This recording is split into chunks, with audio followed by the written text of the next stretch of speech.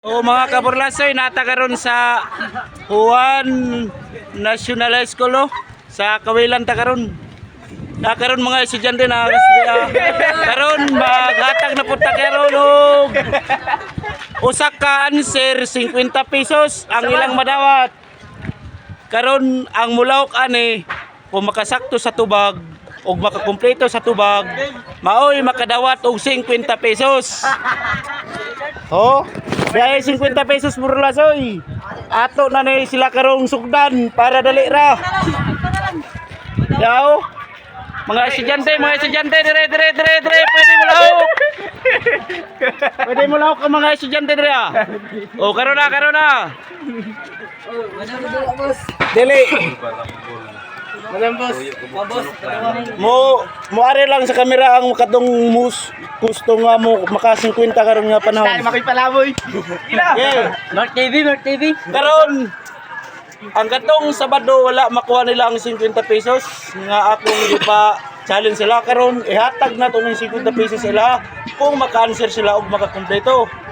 Karon ang naging Sabado akong ibalik kung pila ka color ang rainbow og isunod-sunod nila.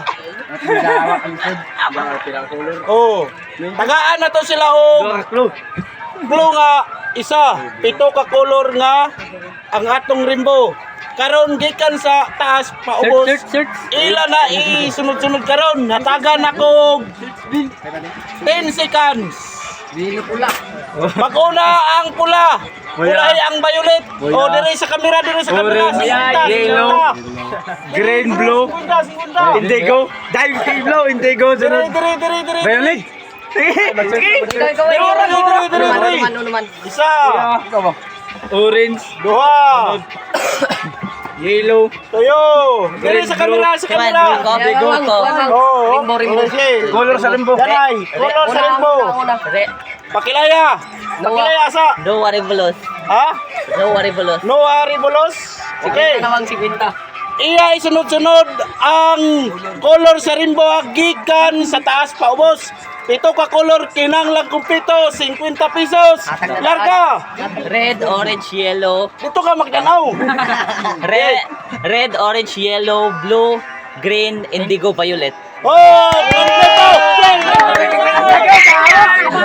Okay mga kaburlasoy. Ay, kulira. Shout out. Oh, shout out. Asa mo na ka daw?